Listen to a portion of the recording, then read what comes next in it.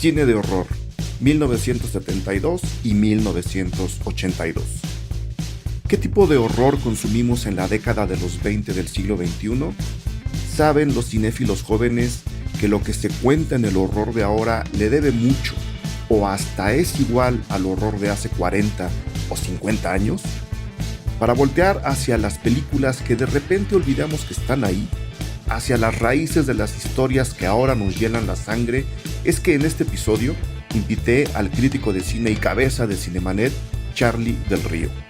Él se enfocará en las circunstancias, en las historias y en los grandes clásicos del cine de horror de 1982, hace exactamente 40 años. Mientras que de mi parte, contraataco con las circunstancias, las historias y los grandes clásicos del cine de horror de 1972, hace nada menos que 50 años.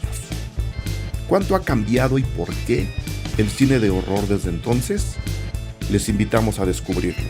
De eso trata este episodio. Yo soy Eric Estrada, esto es Cine Garage, aquí cabe todo el cine.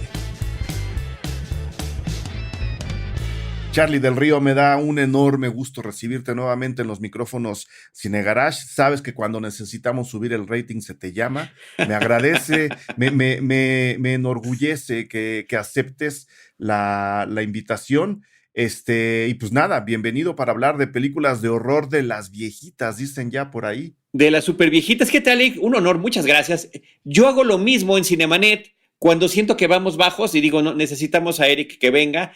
Muchas felicidades por todo lo que está logrando Cine Garage en este formato de podcast. De verdad que está padrísimo todo lo que estás haciendo. Me encanta que, como muchos otros, seamos proyectos paralelos, que estemos trabajando en esto juntos y sobre todo esto de los crossovers.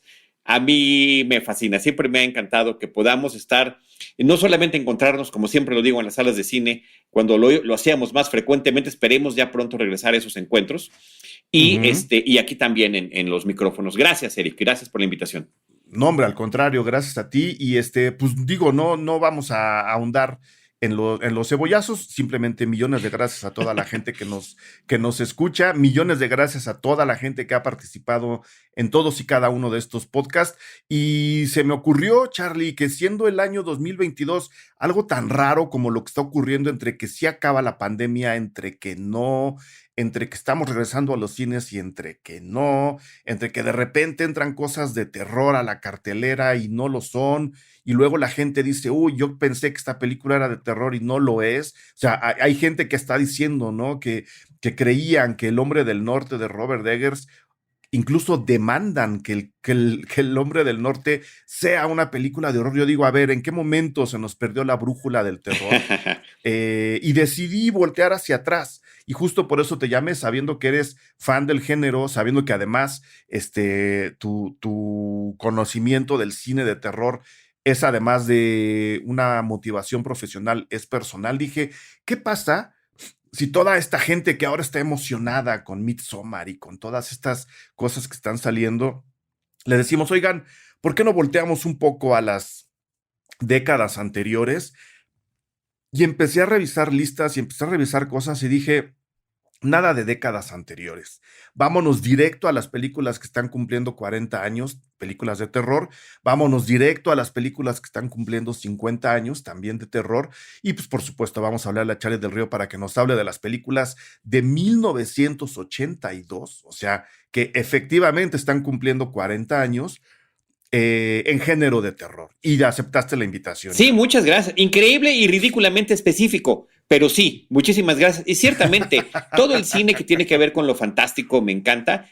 Estoy mucho más inclinado hacia la ciencia ficción, pero también el horror ha sido una de las cosas que he disfrutado muchísimo. Y ahora que estaba revisando estas películas del 82, encontré ahí, pues también vinculadas, muchas de ellas las vi ya en mi precoz adolescencia, en esa transición entre la infancia y la adolescencia, y el tema de la sensualidad y la sexualidad está presente. Y eran escenas breves, efímeras, pero era como una cosa importante que había pasado en la película y que en esas miradas pues juveniles ciertamente quedaban registradas. Podríamos decir, Charlie, que el terror de ahora está muy domesticado, porque creo que, y estoy hablando del cine industrial, por supuesto, no me estoy refiriendo ni a las experimentaciones del cine independiente, que pues ahora tienen muy complicado llegar tanto al streaming como a los cines, y si los cines están cerrados o a medio abrir, pues todavía más. Lo que vemos a nivel industrial, a nivel oferta de streaming, producciones originales, incluso, ¿no se te hace que la cosa está muy domesticada, que hemos perdido filo y que hemos perdido audacia a la hora de contar historias? Y te lo pregunto ahora que dices, ¿no? La sexualidad de los personajes antes estaba muy presente, era incluso parte de la trama de las películas o modificaba el destino de algunos personajes. Y ahora no solo es que no haya sexualidad, creo que mucha de la violencia gráfica, con sus pros y sus contras, también ha desaparecido de las pantallas, y volteando a décadas como los 80 y los 70, se nota muchísimo, Charlie. ¿Qué tipo de horror tenemos ahora? Es correcto lo que dices. La palabra clave de todo lo que dices es correcto, estoy de acuerdo contigo, pero creo que la palabra clave es la falta de audacia. Eso ¿Verdad? que sí se ha perdido y otra cosa que creo que tanto en la ciencia ficción como en el horror contemporáneo afecta no particularmente de manera positiva a las películas, es el uso de la tecnología digital para los efectos especiales. Tú y yo hicimos hace poco aquí en Cine Ujú, Garage un programa sobre el magnífico Douglas Trumbull y sus efectos ujú. físicos, y el hecho de que todo pueda ser resuelto, y muy bien resuelto también, hay que mencionar que la tecnología es A veces formidable, sale, ¿no? Sí, pero lo ven tan sencillo de hacer, tan accesible. No es sencillo, hay mucha gente trabajando en eso, hay horas de render, hay artistas y demás, pero vaya, digamos que sí es muy diferente hacerlo físico. Y claro. eso le resta feeling y se engolosinan con lo que pueden lograr a través de esta tecnología. Cuando antes las cosas quedaban sugeridas, cuando las cosas quedaban, pues se mostraba poco, se mostraba oscuras, o de plano ya era una situación delirante donde, ¿no? Darío Argento, la sangre está por todos Claro, lados, ¿no? Y demás. Entonces, creo que sí. Y también creo que se ha perdido el humor para sí. que es una cosa importantísima también de muchas películas de horror. Son divertidas. Las películas de horror, yo siempre las he visto como una montaña rusa. Es esta Ujú, montaña rusa que ahí vas subiendo y de repente vas hacia abajo, te asustas y gritas, pero te ríes y te das, y sabes que a pesar de todo, estás seguro. claro. Creo que ese es Pero algo así. y es una montaña rusa, perdón que quiera hacer la diferencia, pero es que ahora ya hay que también aclarar las cosas al extremo, no en el sentido en el que Martin Scorsese tiene ubicadas a las películas de superhéroes, ¿no? Porque ahora ya ves que hay gente que dice, las películas de superhéroes son el nuevo western, las películas de superhéroes son el nuevo cine de entretenimiento, las películas de superhéroes son el nuevo cine de horror, o sea, ya lo querían decir con Morbius, por ejemplo, ¿no? Ah, ok. Y pues No bueno, sabía. no sabes, desde el western hasta el nuevo horror, ya las películas de superhéroes son todo. Eh, Creo que lo que dice Scorsese respecto a las películas de superhéroes es que pues, efectivamente no son películas, son otras cosas, son cine. El horror al que tú te estás refiriendo sí es mucho cine, o sea, sí hay gente de oficio ahí atrás o gente de oficio a la que dejan trabajar, ¿no? Porque ahora desde las megas industrias, como lo que dictan los empresarios es lo que hay que hacer, el equipo de producción simplemente está acatando una lista de órdenes palomita por palomita. Estas películas a las que te refieres demuestran y ejercitan muy buen oficio cinematográfico, por muy grotescas que lleguen a ser, ¿no? Claro, y que no necesariamente, yo creo que si hay un par de las que practicaremos el día de hoy, se convierten en Ah, obras seguro. maestras. Sí, sí. Eso llega a ser muy raro en este tipo de género, pero sus aportaciones en términos de entretenimiento, de creatividad sobre todo, y de esta experiencia sensorial con el espectador es muy importante. Y bueno, pues hay que platicar días. Yo sí te decía que me quería enfocar yo más en particular con las del 82, Échale porque tú a las del 82, sí, esa es es tu mero mole. mi década soñada en todo sentido.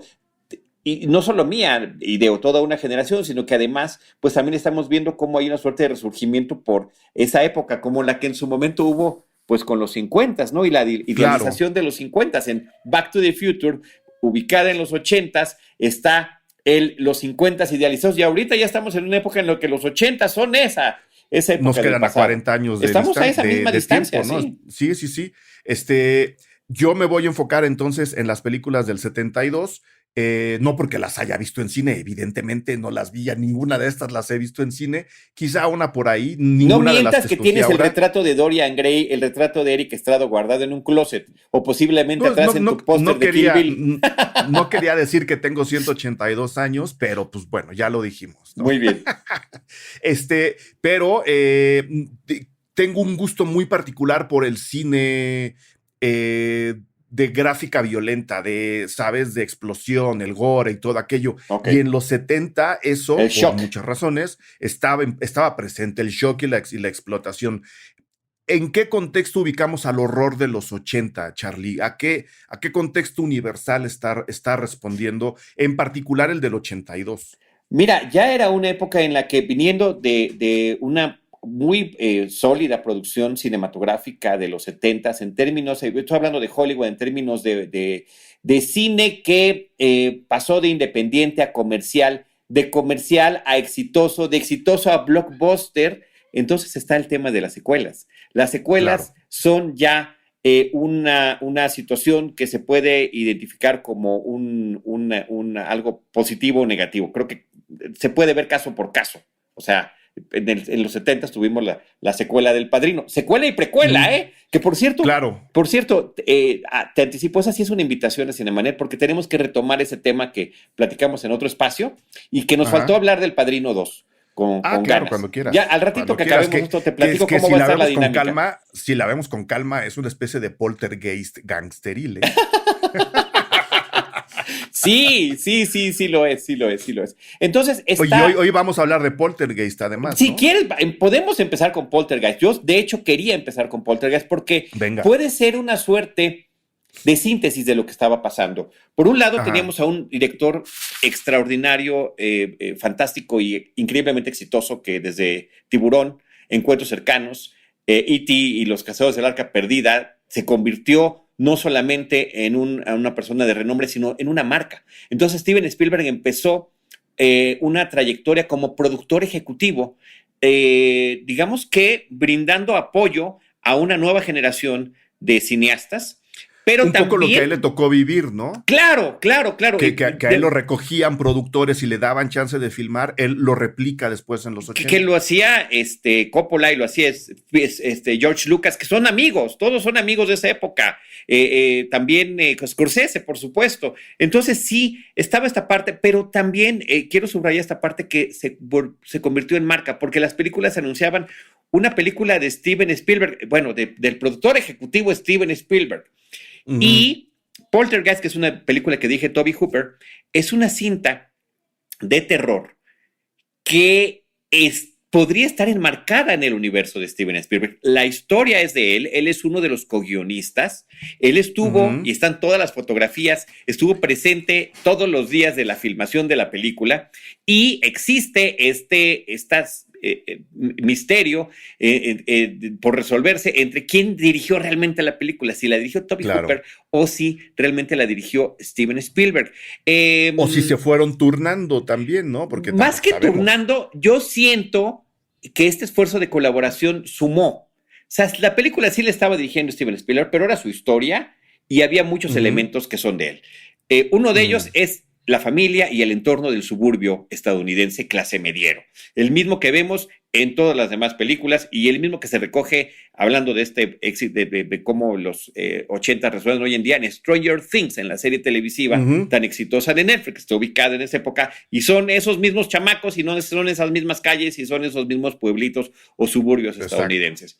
Entonces, eso lo trae Spielberg. Y la otra parte que trae, que me parece que es muy interesante, el Poltergeist es una historia de la mansión embrujada, pero la mansión embrujada que tiene, pues todas las mansiones son antiguas, son viejas, tienen pasado, tienen un porqué, y aquí no, este es un telaraña, complejo. ¿No? Tienen telaraña. Tienen sótanos y tienen estos espacios donde están secretas. Y todo, algo del pasado, algo terrible ocurrió allí, en fin, ¿no? Hay muchos clichés. Y dijo, no, nuestra mansión embrujada va a ser una casa recién hecha, Es más, el que la habita es uno de los vendedores de estos complejos que siguen creciendo y creciendo y creciendo.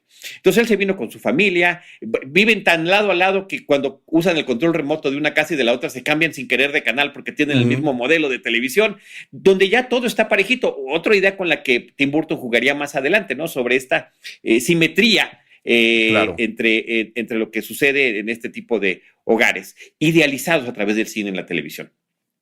Pero ¿qué pasa cuando empiezan a ocurrir situaciones extrañas? Estos padres jóvenes son padres treintañeros. JoBeth Williams es la mamá, ni más ni menos, que además era una cosa encantadora ver a esta... Sí. Decía yo en un programa de Cinemanet con Antonio Camarillo, antes del término utilizado MILF en la película de American Pie, pues ya lo vivíamos, ¿no? Ya nos proyectábamos con esas mujeres tan atractivas, pero era ya una madre y lo que viene con Nicole Kidman en The Northman, ya luego platicaremos. Bueno, eso ya es... Vas a ver la de adolescentes que van a salir fans de Nicole Kidman. Ya es más edípico ese asunto, ¿no? Vas a ver. Claro. Pero aquí... ella ya es madre de una jovencita de 16, de un chavito como de 8, de una niña de 5 años. Craig T. Nelson es el papá, él es la voz de Mr. Incredible para quienes vemos la película en inglés, que es fabuloso, y un hombre también con mucha trayectoria. Y entonces empiezan a pasar cosas extrañas aparentemente inocentes al principio. Las sillas se mueven del lugar, hay un punto en el que si tú dejas algo se mueve hacia otro, les empieza a hacer gracia. Era un fenómeno muy de los 80, había programas de tele y había reportajes. Uri Geller era una figura mediática. Hablaban del poltergeist, o sea, sí había una transformación del mundo bien, bien interesante. Era un mundo que ya preveía el final de la Guerra Fría, ¿no? Y creo que eso nos daba chance de voltear a otros terrenos del terror en donde estaba el poltergeist. En donde estaban todos estos fenómenos paranormales. En algún momento el chavito levanta su cuchara del cereal y está completamente doblada, ¿no? Doblada. Lo que supuestamente Uri Geller y similares hacían con su mente y demás. El caso es que aquí se recurre también cuando hay una desaparición. La niña desaparece ante lo que aparentemente es un portal, una escena que es además genial, porque primero empieza con un árbol, el árbol tenebroso y viejo que sí está fuera de la ventana de los niños, una rama se lleva al chavito durante una tormenta y que también se vuelve un tornado, salen los papás y en lo que los papás están tratando de rescatar que el árbol no se coma al hijo, la chavita es absorbida por el closet que, al estilo de Encuentros Cercanos del Tercer Tipo, cuando Barry se pierde y ya sabes que se abre la puerta de la casa hacia el exterior y se lo llevan los extraterrestres, aquí es hacia el interior, aquí es hacia otra dimensión. Un poco como esta realidad alterna que estamos viviendo hoy en día a partir de la pandemia y de otras cuestiones de índole política. Seguimos en esa historia de terror paralela a nosotros. Entonces, ella claro, y a partir de ahí se desarrolla justo esto, una historia de terror hacia el interior que desde mi punto de vista acaba señalando un par de cosas. Número uno, la voracidad de las inmobiliarias y los bienes raíces, gentrificando lugares como para nomás ganar.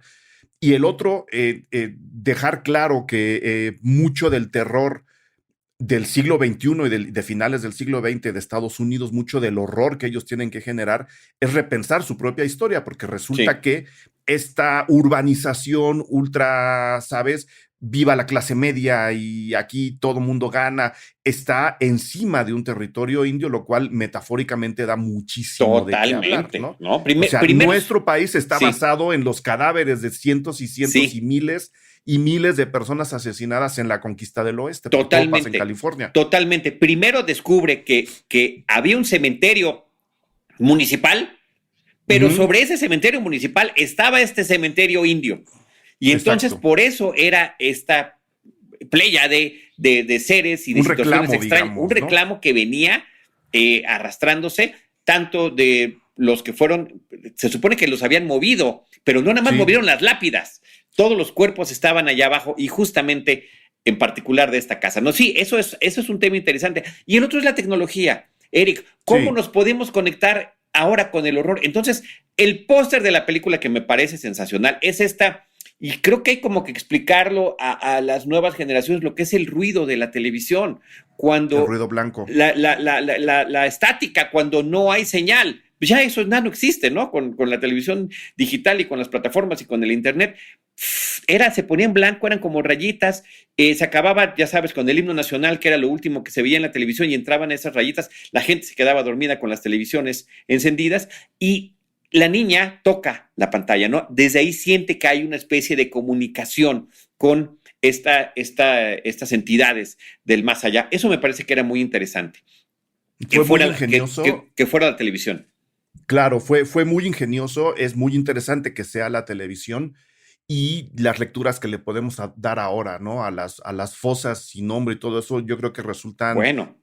Brutales. Habría que hacer una relectura de Poltergeist sobre lo que está pasando ahora en el mundo, ¿no? Y en nuestro caso, Sí. en México, con el tema de las desapariciones de niñas y jóvenes, o sea, que es completamente aterrador en otro sentido, pero ahí estaba esa situación, y justamente toda la película es tratar de encontrar, saben, sienten, perciben que ahí está la niña, no está en nuestra realidad, pero está en la casa, ¿no? Hay que traerla de regreso. Primero traen a los expertos paranormales un par de años antes de los Ghostbusters. Llegan estos 3 científicos de universidad que pues no están reconocidos. Que le dan el toque cómico a la película, claro. que es lo que hablabas hace rato, ¿no? Te voy a contraatacar con una. Porque Poltergeist está cumpliendo 40 años en este año. Seguramente se estrenó en verano, ese dato no lo tengo. Hay una película dirigida por Steven Spielberg que es el antecedente de Poltergeist y que está cumpliendo 50 años, mi estimado Charlie. A ver, venga, sé que es un dato oscuro porque es una película para la televisión. Para tele. Como lo que hizo con Jewel, este tráiler que va persiguiendo a un conductor distraído en la carretera, y un tráiler negro lo persigue toda la película. Más o menos al mismo tiempo, en 1972, Spielberg, con un guión de Robert Klaus, estrenó Something Evil, una historia que es justo lo mismo. Una familia común y corriente, clase media americana, va a una granja que uno de ellos hereda, el papá hereda una granja. Es un poco Vacaciones de Terror también, si la vemos así. Claro. Creo que no encaja en los años, pero la historia es muy parecida. Llegan a esta granja que ahí sí, como decías hace rato, tomando en cuenta la diferencia de décadas, sí es una casa vieja, sí es una casa que tiene su historia, sí es una casa medio abandonada, como decía yo, tiene telaraña, y evidentemente al llegar hay una entidad maligna que resulta ser el diablo, Something Evil, que quiere atacar y poseer a una de las personas de esta familia. Y si la revisamos, si tienen chance de verla, no les voy a decir dónde, pero ya saben dónde verla, Something Evil se parece mucho en cuestión de mecánica, de cómo van pasando las cosas y cómo se van ordenando los casos. Se parece bastante a Poltergeist. Entonces se me hace muy curioso poder emparejar Poltergeist en el 82 y Something Evil de ahora sí dirigida por Steven Spielberg en el 72. Con la mano de Spielberg en ambos casos. Eso está increíble. Oye, me preguntaba, sí, tienes razón, Poltergeist fue veraniega. Se estrenó en junio del 82 y en México el 28 de octubre de 1982. 6 semanas estuvo en cartelera. 6 semanas después. Gracias a estos libros fantásticos de la cartelera cinematográfica de María Luisa Amador y Jorge Ayala Blanco, que siempre me encanta consultar. Ahí nos dicen, sí. Y se llamó Juegos Diabólicos. Poltergeist, Juegos Diabólicos. Juegos Diabólicos, sí, hablando de malos nombres, ya tenemos uno más para el programa. Yo nada más tratar de contextualizar un poco el terror de los 70. Como decía yo, es mucho más gore, es mucho más evidente. El mundo era diferente, ¿no? En la década de los 70 veníamos un poco de salida con respecto al terror, horror, ciencia ficción, de nuevo basados, ahora sí, de manera muy clavada en la Guerra Fría. El mundo estaba viviendo los peores terrores, digamos, día a día a través de la guerra de Vietnam, y eso hace que los discursos y la parte audiovisual, sé que es lo mismo, pero quiero decir, visualmente el cine se hace más violento y discursivamente el cine también se hace más violento, en una especie de respuesta y de reclamo a los horrores de los 70, que venían acompañados de mucho terror también y miedo alrededor de los peligros nucleares, que luego se confirman precisamente en la década de los 80.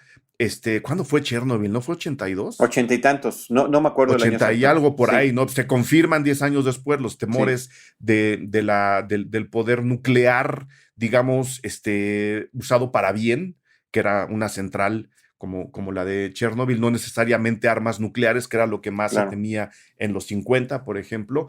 Y entre eso y la guerra de Vietnam provocan que los discursos y lo visual del cine explote, ¿no? Y se haga mucho, mucho más evidente. Esa sería, yo creo que una buena diferencia entre el terror de los 70 y el terror de los 80, en particular 72 y 82. Sí, es una buena referencia. Creo que te conectas padrísimo, sobre todo que sea Steven Spielberg en sus pininos, porque pues él dirigía películas para televisión, series televisivas, se fue nutriendo de todo eso, súper chavito. Súper chavito, y finalmente pues termina siendo, se dice que Jaws, Tiburón, que también sería de horror, nada más que es del 75, es Duel, pero no, en el agua. En el agua, con un pez. Claro, eso está bien padre. 86 es Chernobyl, el accidente de Chernobyl fue en el 86. 86, fíjate. Sí.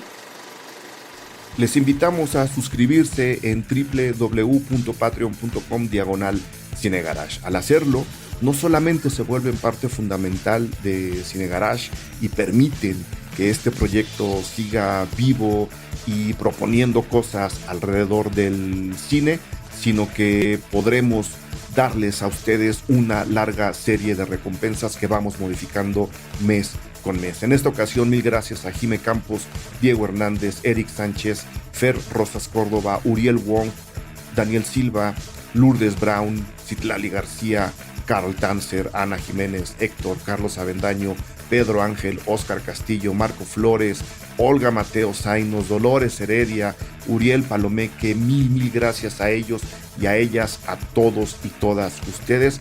Gracias a su aportación, este proyecto sigue vivo. Esperen más recompensas, estamos trabajando en eso, y disfruten aquí www.patreon.com/Cinegarage del contenido exclusivo que generamos para todos y todas ustedes. ¿Qué otra película tienes por ahí, mi estimado Charlie? Mira, al ratito llego a la mera buena que me parece, pero creo que es muy interesante platicar de Halloween 3, Season of the Witch. Hablando de secuelas. Título. Hablando de secuelas, justamente, y una secuela, diría yo, incomprendida, porque, primero que nada, pues no tiene nada que ver con las películas anteriores, es simplemente agarra el nombre, es una producción de John Carpenter, la cinta, pero es Tommy Lee Wallace el que hace el guión y el que hace la dirección de la película. Tommy Lee Wallace, entre otras cosas, hizo la segunda parte de Fright Night posteriormente, y él dirigió pues esta que fue miniserie en 2 partes de It, la de Stephen King, que también pues marca toda una época, ¿no? Que se hizo para la televisión, hablando de, ¿no? Sí, It es miniserie. Halloween 3 sí se estrenó en el cine. Sí, es así. Pero pues dicen, ¿y dónde está no, el del cuchillo y la máscara? ¿Qué pasó? ¿Qué es esto? ¿Dónde está Halloween, no? Pero está padre porque lo que intentaba hacer John Carpenter, que el público no aceptó, era bajo un mismo nombre presentar diferentes proyectos. Y ¿Qué es lo que está haciendo Marvel ahora, no? Lo está haciendo ahora American Horror Story, por ejemplo. Por ejemplo. Son 13 episodios de cada miniserie, de cada temporada, pero cada temporada no tiene que ver nada con la anterior, más que el nombre, ¿no? Y son diferentes historias. Y los actores, quizá, que le mezclan. Eso está padrísimo, que esta tropa de actores. Para darle jugo al asunto. Sí, eso está, me encanta. Ese es un proyecto muy bonito. El de hablando de cosas contemporáneas que sí funcionan, pero que se la pasan emulando el pasado. O sea, eso. Y sobre todo, divirtiéndose. Claro. No haciéndole al Ari Aster decir, voy a recrear el cine. Y vamos a cambiar todo. Estos se están divirtiendo. Bueno, esto quería suceder. Esto tendría que pasar justamente en Halloween 3. Es individuo que de repente se encuentra, Tom Atkins es el actor, con una fábrica de máscaras de máscaras de Halloween de niños, ¿no? De una bruja, de una calavera y de una calabaza, que descubre que tienen un chip integrado que iba a hacer que los niños murieran y que murieran de una forma espantosa, y que además estaba padrísimo el anuncio televisivo, que era una publicidad impresionante, un bombardeo de publicidad a los niños, que todos los niños querían su mascarita. ¿Sí la viste esta película, Eric? Sí, la vi. y que era muy recordado el Happy, Happy Halloween, Halloween, Halloween. Y lo que él quería era evitar todo esto y estaba relacionado con una suerte de ritos satánicos.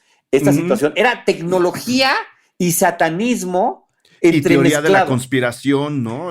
Mega teoría de conspiración. Después él, un hombre maduro que pues conoce una chava y también tienen esa noche pasional que te digo que era una de estas escenas candentes dentro de la película y que me parece que era muy propositiva en ese sentido y, insisto yo, hasta por un servidor malinterpretada en su momento porque pues queríamos ver lo que seguía después del hospital en Halloween. Podríamos decir que es una película adelantada a su tiempo, no Yo solo creo que sí.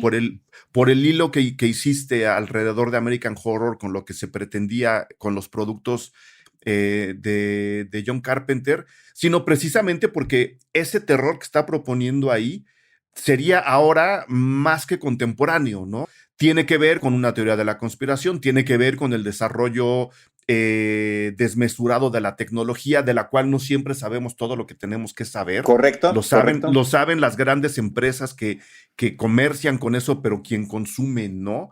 Y tiene que ver con el ataque directo a la familia, ¿no? Que creo y el marketing, la mercadotecnia. Y Exacto. el ataque a los individuos más vulnerables de la familia. Que son los niños. A los niños. Que si te acuerdas, toda esta teoría de la conspiración alrededor de las vacunas contra la COVID iba para allá, ¿no? Es que van a hacer que los niños se mueran, los niños van a empezar a enfermarse de otras cosas. Ahí empezó la teoría de la conspiración en contra de las vacunas ahora, ¿no? Entonces, creo que está muy adelantada a su tiempo y creo que sí tendríamos que revisarla. Como por supuesto, como proyecto era una cosa impresionante. Fue tal el fracaso que la Halloween 4 se tuvo que llamar El regreso de Michael Myers. Sí, años después, más de un lustro después, The Return of Michael Myers, ¿no? Curioso que en estas últimas, en estas continuaciones que han hecho actualmente de las películas de Halloween, todavía falta una por estrenarse, pero que se supone que va a ser la última, eso nunca se podrá saber. No pero en la jamás. anterior, que se estrenó el año pasado o antepasado, hay una serie de guiños a todas las películas anteriores, incluyendo estas máscaras. Bueno, pues por lo menos ahí sigue viva la idea, ¿no? Ya que hablas de Carpenter, yo, para variar, voy a contraatacar con Wes Craven. ¿Cómo no? Muy bien. Otro de los grandes, pues le podríamos llamar autores del terror, ¿no? Sí, ¿cómo no?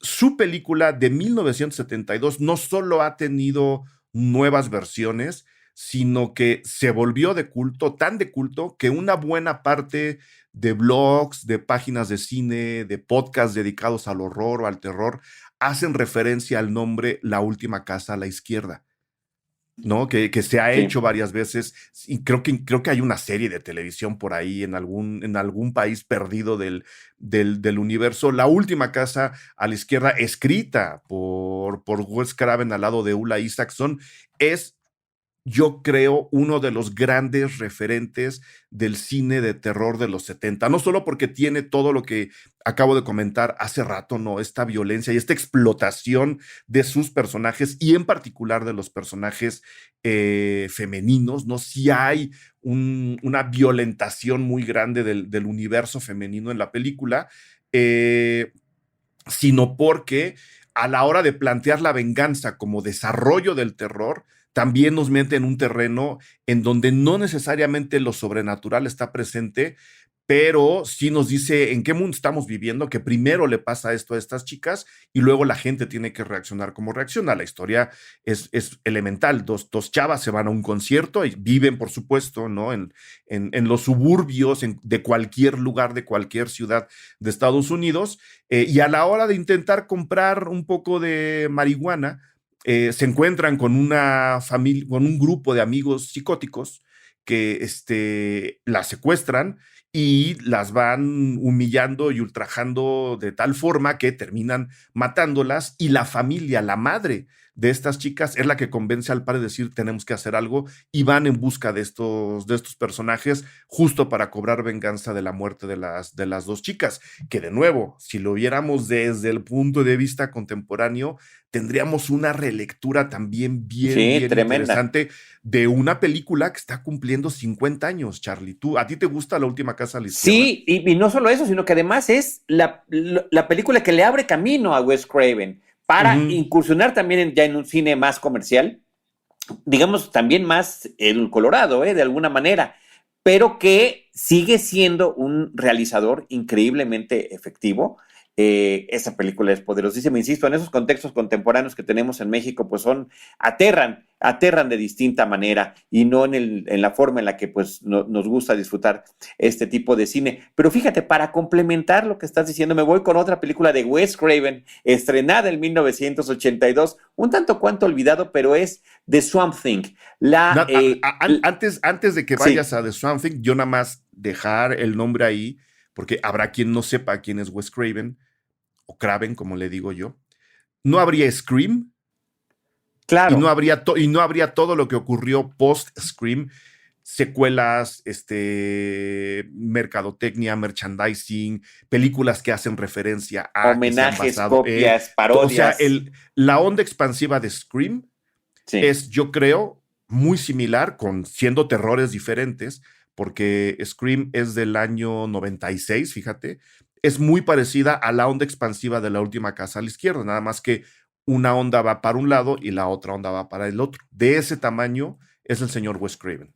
Es enorme, es enorme. Y esta película, estoy buscando cómo le habrán puesto aquí en México. ¿The Swamp Thing? Sí, ahorita te digo. Pero bueno, está basada en un cómic. Fíjate, a ti que no te gustan las adaptaciones de cómic, para que veas cómo no me gustan las adaptaciones de cómic de superhéroes.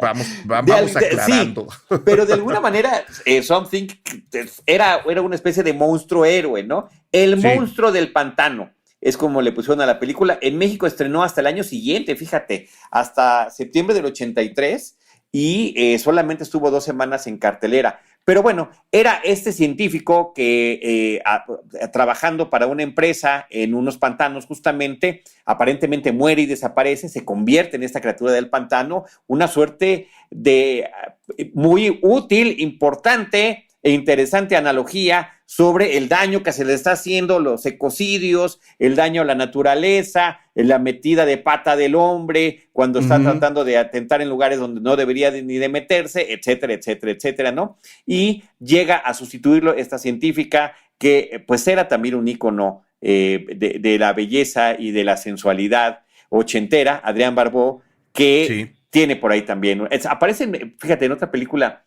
de posterior, en Escape de Nueva York, también tiene un papel. Ha hecho muchas cosas. Pero bueno, aquí termina teniendo esta relación con esta criatura.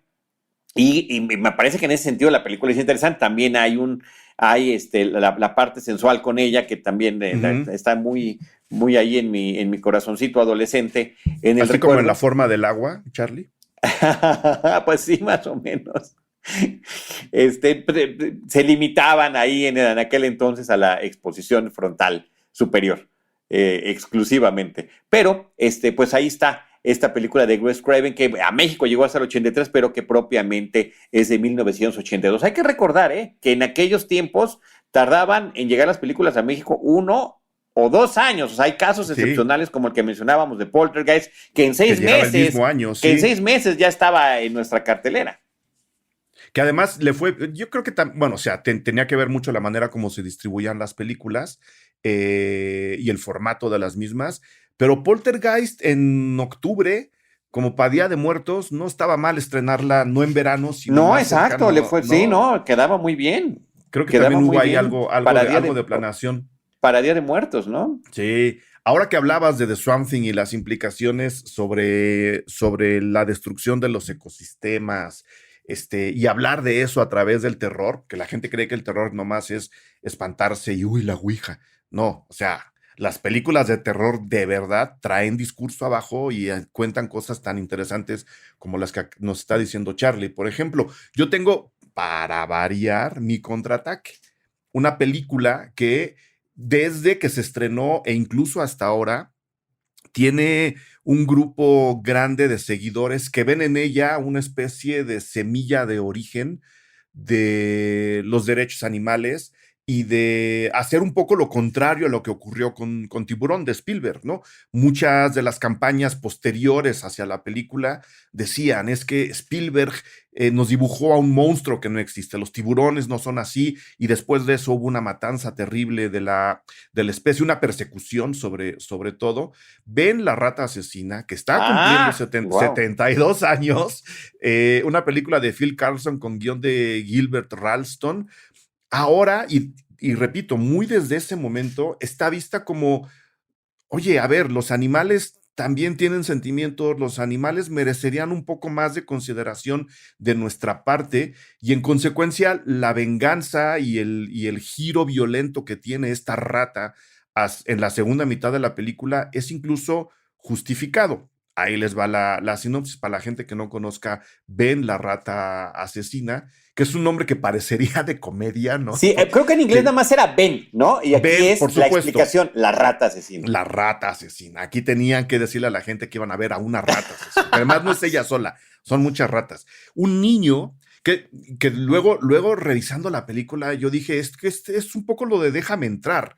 O sea, Déjame entrar, otra película de terror, sí, es sí, más sí. o menos lo mismo. Tenemos a un niño solitario, tímido, al cual le hacen bullying en la escuela, ¿no? No le va bien en el día a día. Y de repente se encuentra una rata, ¿no? De la cual se hace amigo. Y la rata, como su animal de compañía, le da todo el cariño que el mundo le está negando, y los dos se hacen muy, muy, muy amigos. Parece que me Tanto estás que contando E.T. es que también es también eso, o sea, nada más hay que ver cómo las historias pueden cambiar para dar discursos Claro. diferentes. Nadie está inventando el hilo negro, y eso lo sabemos tú y yo, Charlie. Las historias nada más cambian un par de cosas para poderles dar un significado distinto a lo que nos están poniendo en la pantalla. Cuando ven la rata se da cuenta que su amigo es violentado por un grupo de personas, desata una venganza animal, ¿no? Y un número indeterminado de ratas empiezan a matar gente por todos lados, ¿no? Y a pesar de eso, la película, si uno la ve con calma, está del lado de las ratas, no está del lado de los humanos a los cuales están matando. Es una película que también tiene ahí algo de consideración hacia el mundo animal que precisamente en esos años ni siquiera se sospechaba. Sí, bueno, y la otra, ese tipo de películas agarraban ratas de verdad. O sea, Sí, claro, sí, sí. sí había este tipo de efectos físicos que tenían que encontrar un tipo que encontrara las ratas para poder hacer todo este tipo de secuencias. Y creo que son estos discursos, Eric, que es muy lamentable que siguen teniendo eco, porque no hemos cambiado, Sí. no solo no hemos cambiado, sino que hemos empeorado. Eso es lo que tristemente les da vigencia a películas como esta. Y Sí, cómo, que son películas que de alguna manera nos advirtieron de muchas cosas y nadie sí, hemos hecho caso. nadie hizo caso, nadie hizo caso. Nos incluimos ya a estas alturas del Sí, sí, campeonato. sí. Entonces, eso es lo terrible cuando uno habla de las películas, bueno, cuando hablamos del cine de los 60 de ciencia ficción, con Ujú. todo lo que tenían de eco de los movimientos sociales de la época, pues los puedes poner ahorita en el 2022 y desafortunadamente siguen igualitititito de vigentes.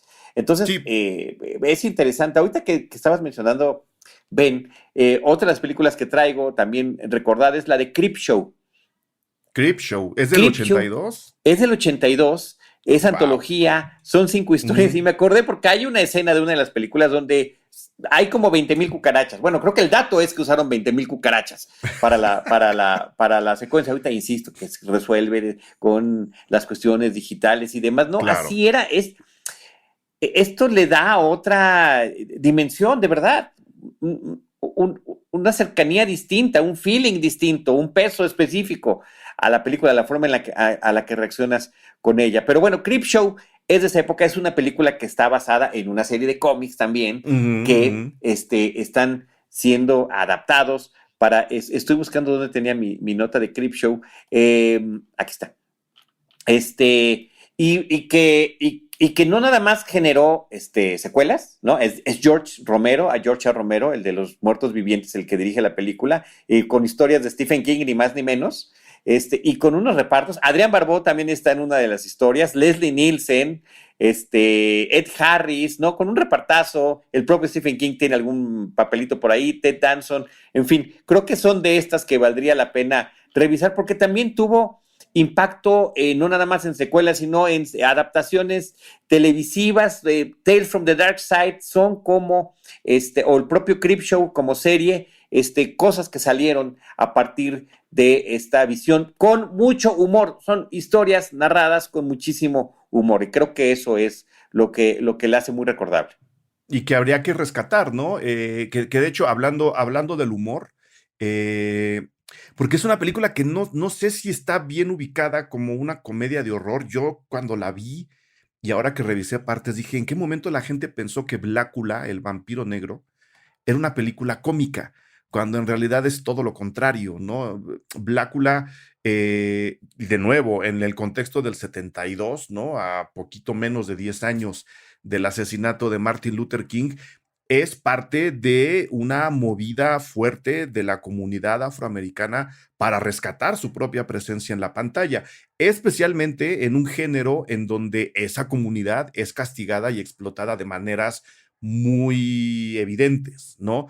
Al personaje afroamericano siempre le va mal, nunca hay un héroe afroamericano, excepto en La Noche de los Muertos Vivientes, por supuesto, ¿no? Que es un Esa gran caso excepción. excepcional. Y toda esta comunidad acaba reaccionando y surgen películas tanto en el género policíaco, acción, suspenso, thriller, ahora en el terror como Blácula, ¿no? Que es una especie de reivindicación y de nueva representación de la comunidad en un género en el que nadie jamás se lo hubiera imaginado, como el cine de terror de vampiros, ¿no? Entonces, sacándola ya de ese contexto de comedia, sin negar, por supuesto, que se la pasaron bien haciendo la película, la historia es muy clara, ¿no? Conocemos a un habitante de África del Norte, creo que están allá, que en algún momento es mordido por Drácula, convertido en vampiro, y este hombre lo que ha querido toda su vida, esto ocurre creo que en el siglo XVIII, ahí empieza la película. Todo lo que este personaje quiere es terminar con la esclavitud, y el comercio de esclavos. Y cuando resucita, cuando 2 siglos después lo resucitan en el siglo XX, resulta que se encuentra con una situación muy parecida, pero nada más maquillada por encima, ¿no? Y Correcto. por ahí empieza a caminar la película. Evidentemente se encuentra con una mujer que le recuerda al viejo amor, es decir, es una adaptación del Drácula a los terrenos de la comunidad afroamericana. Yo sigo sin entender en qué momento la gente considera esta película como una comedia. El título nada más posiblemente, ¿no? Que sí se presta al título de parodia, pero sí, pero también era importante decirlo, ¿no? Desde el título. Claro, es Drácula Black, ¿no? Sí, es un vampiro negro, y no solo es cualquier vampiro negro, es un vampiro que mordió el propio conde Drácula, ¿no? O sea, el vampiro de vampiros ahora tiene una nueva misión, que es decirle a este hombre, ok, sigue con tu cruzada, te va a tomar siglos, yo te haré inmortal, pero en algún momento la esclavitud terminará. Y creo que es una película bien interesante que, de nuevo, no les voy a decir dónde se ve, pero se puede ver. Ok. No lo digas en voz alta. Oye, yo quiero traer a colación y que conecta más con la de Wes Craven de los 70 que platicabas hace rato, El Ente, de Entity es el nombre, no sé si la recuerdes. Esta película causaba mucho impacto porque lo primero que se decía, basada en hechos de la vida real. Y Claro. efectivamente está registrado en un libro la historia de una mujer que pues reclamaba que había sido asaltada, acosada sexualmente por una entidad invisible y que era violada, era una víctima de ella. Entonces unos investigadores universitarios pues van a tratar de resolver este caso. En la versión cinematográfica, Barbara Hershey, la gran Barbara Hershey es la protagonista de la historia y la película tiene unas secuencias visualmente muy impactantes que a la fecha me sigo preguntando cómo lo hicieron porque se ve su cuerpo desnudo y vemos cómo está siendo tocada, manoseada, se ve la presión de esta entidad invisible sobre ella, ¿no? Al final de cuentas, lo relevante más allá de la cuestión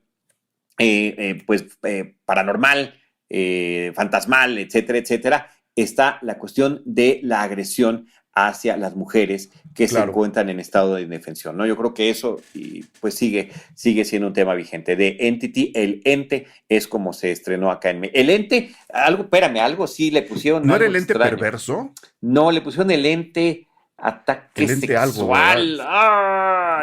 Sí, ya sabes que estos nombres como para llamar la atención. Creo recordar que era el ente perverso. Estás muy cerca del nombre. No es exactamente ese. ¿Cuál dice ahí la guía?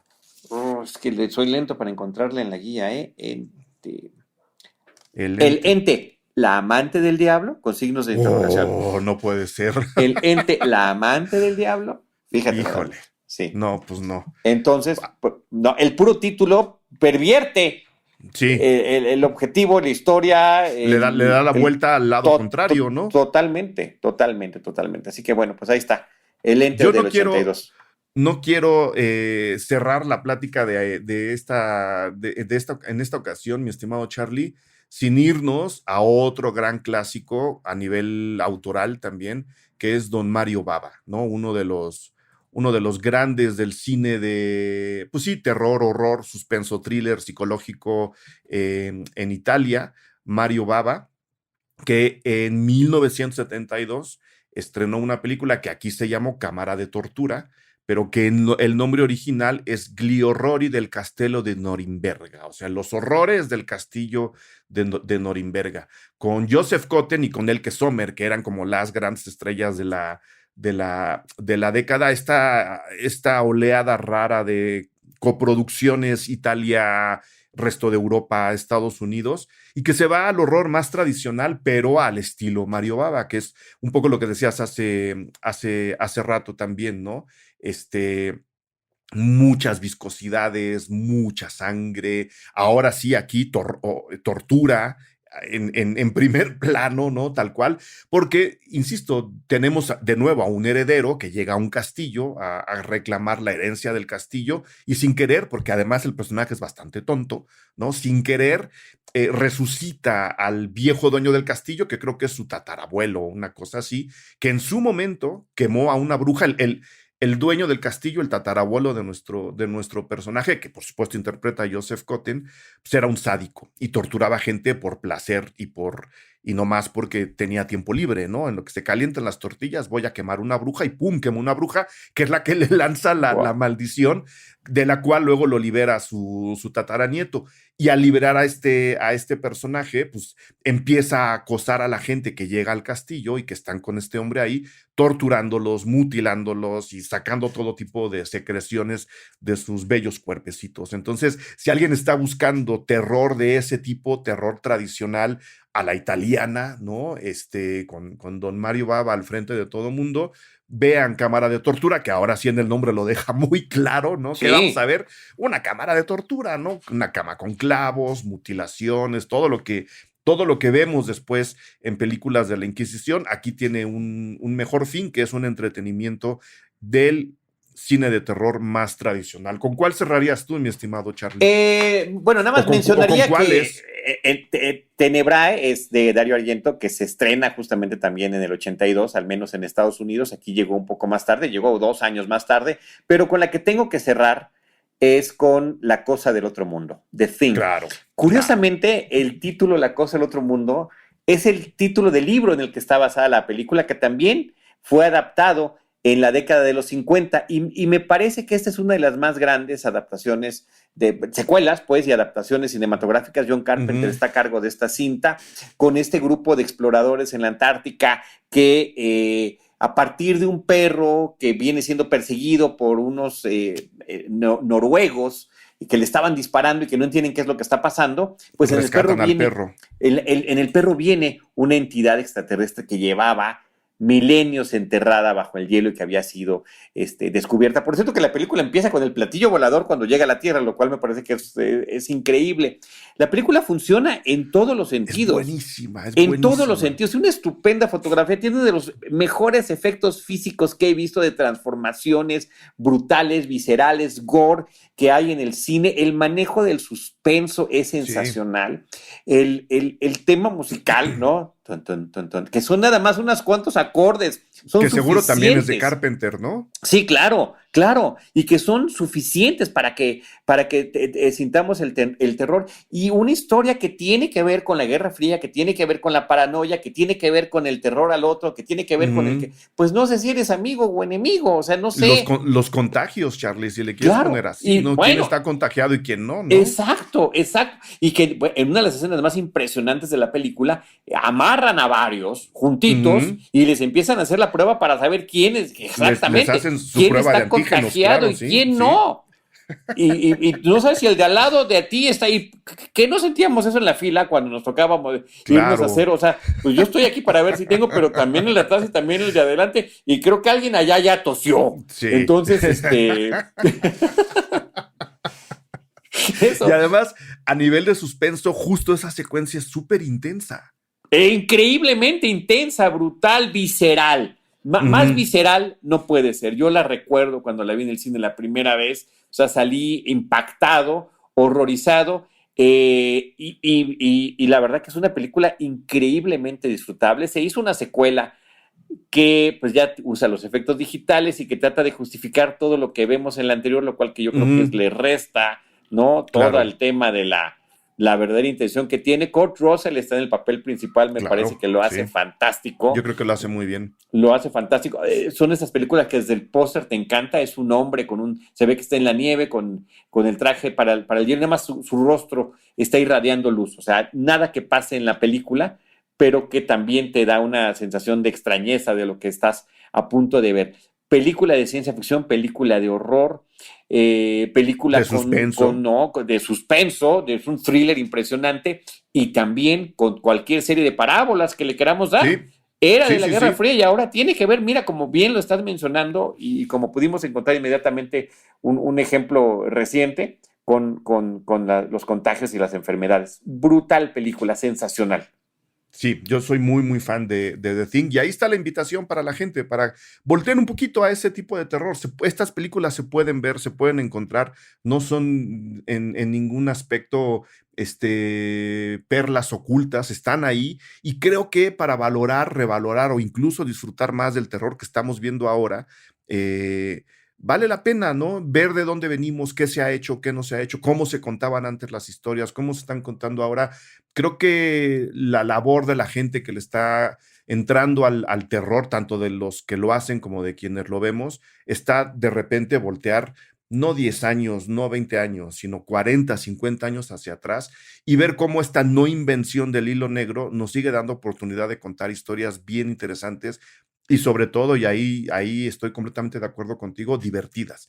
Divertirse en el cine, desde mi punto de vista, lo he dicho muchas veces, no es estarse carcajeando en la película, es pasar un rato distinto al que pasas en tu día a día, ¿no? Entonces, si vas a ver la historia de un ente alienígena que despierta después de no sé cuántos años en una base científica de la Antártica y a ver qué pasa, eso es diversión, no tiene uno que estar riéndose todo el tiempo. Es muy padre reírse, yo también voy al cine a eso, pero ver, ¿no?, la venganza de una familia sobre un grupo de psicóticos que han matado gente, pues bueno, es entretenerte y pensar las mismas cosas que pensamos de una forma diferente. Yo haría esa invitación a la gente, Charlie. Sí, yo totalmente, por supuesto. A mí el cine como escapismo me parece fantástico.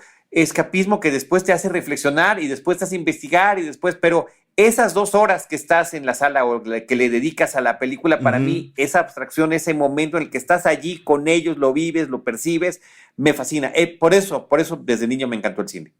Muy bien, Charlie. Pues, ¿en dónde te puede encontrar la gente para que tengas todavía más millones de seguidores? Muchas gracias. @Charlie del Río y @Cinemanet. Hice una página recientemente en Facebook para tratar de juntar las cosas que, pues donde de repente me van invitando. Es Charlie del Río Cine y Series en Facebook. Ok, ahí está para que te contacten, para que te aplaudan. Mil gracias por la aceptación para venir a grabar este programa, encantado, mi estimado Charlie. Creo que estuvo bueno el rebote, ¿no? Y tenemos la invitación para Cinemanet. Ya ahorita acabando ya nos ponemos de acuerdo. Ok, cuando me digas, Charlie. Mil gracias. A ti, hasta pronto. Gracias por escuchar Cine Garage. Si nos escuchas en Apple Podcast, regálanos una reseña para que más gente descubra este podcast. Suscríbete a Cine Garage siguiéndonos donde sea que escuches este programa para enterarte de nuestros próximos episodios. Cine Garage es parte de Sonoro. Ingresa a sonoromedia.com para escuchar más de los podcasts que aquí se producen. Este episodio fue producido por Brenda Bulnes-Meni, Fernando Santamaría. Agradecimientos especiales a Paco de Pablo y Héctor Fernández Mosqueda.